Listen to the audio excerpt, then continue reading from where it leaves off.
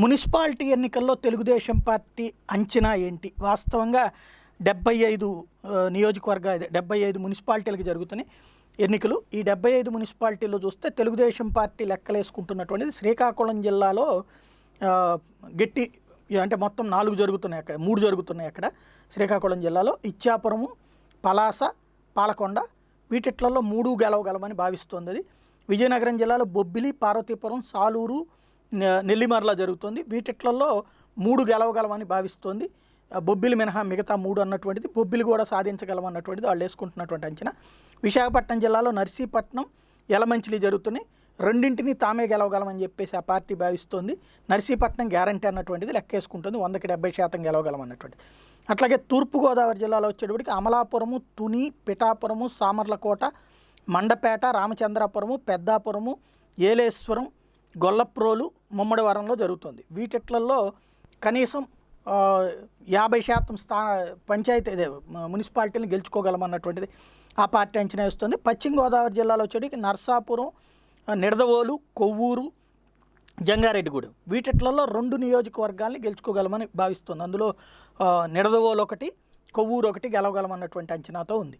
కృష్ణా జిల్లాలో వచ్చేటప్పటికి నూజివీడు, పెడన, ఉయ్యూరు, నందిగామ, తిరువూరు జరగబోతున్నాయి. వీటిట్లో నందిగామ మున్సిపాలిటీ గెలవగలమన్నటువంటి లెక్కలో ఉంది, ఉయ్యూరులో గెలవగలమన్నటువంటిది ఉంది. అలాగే తిరువూరు, పెడనల్లో సరైనటువంటి బలమైనటువంటి శక్తిగా నిలబడతామని భావిస్తోంది. గుంటూరు జిల్లాలో తెనాలి, చిలకలూరుపేట, రేపల్లె, మాచర్ల, సత్తెనపల్లి, వినుకొండ, పిడుగురాళ్ళ వీటిట్లో తెనాలి గెలవగలం అనుకుంటోంది. చిలకలూరుపేట లెక్కేసుకుంటోంది, అలాగే రేపల్లె లెక్కేసుకుంటోంది, సత్తెనపల్లి ఒకటి లెక్కేసుకుంటోంది, పిడుగురాళ్ళ కూడా లెక్కేసుకుంటోంది. ఎంతవరకు అవకాశం ఉందో చూడాలి. ప్రకాశం జిల్లాలో వచ్చేటప్పటికి చీరాల, మార్కాపురం, అద్దంకి, చీమకుర్తి, కనిగిరి, గిద్దలూరు వీటిట్లో మార్కాపురం ఒకటి, అద్దంకి ఒకటి గెలవగలమన్నటువంటి లెక్కలో ఉంది. కనిగిరి కూడా హోప్ పెట్టుకున్నట్టుంది. అట్లాగే నెల్లూరు జిల్లాలో వచ్చేటప్పటికి వెంకటగిరి, ఆత్మకూరు, సూళ్ళూరుపేట, నాయుడుపేట ఇక్కడ కొంత హోప్ తక్కువగానే ఉంది. తెలుగుదేశం పార్టీ అంచనాల్లో గట్టిగా నమ్మట్లేదు, ఎంతవరకు అనేది ఆశాజనకంగా ఉంది అంతవరకే.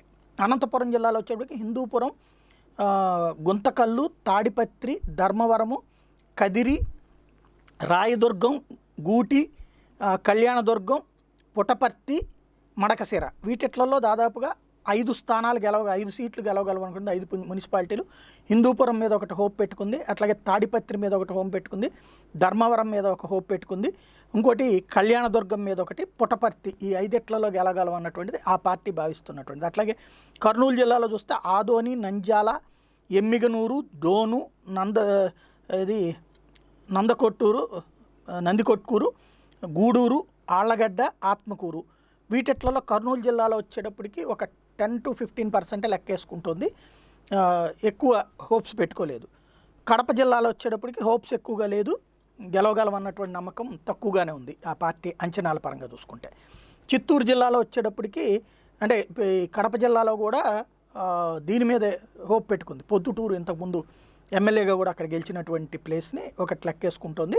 ఇంకోటి బద్వేలలో స్ట్రాంగ్ ఇవ్వగలమంటుంది, కానీ అంత గ్యారంటీ నమ్మకం కనబడట్లేదు వాళ్ళకు కూడా. చిత్తూరుకు వచ్చేటప్పటికి మదనపల్లె, పొంగనూరు, పలమనేరు, నగరి, పుత్తూరు ఇందులో పుత్తూరు మీద ఒకటి హోప్ పెట్టుకుంది, మదనపల్లె మీద ఒకటి హోప్ పెట్టుకుంది. ఎంతవరకు సాధ్యం అనేటువంటిది చూడాల్సి ఉంది.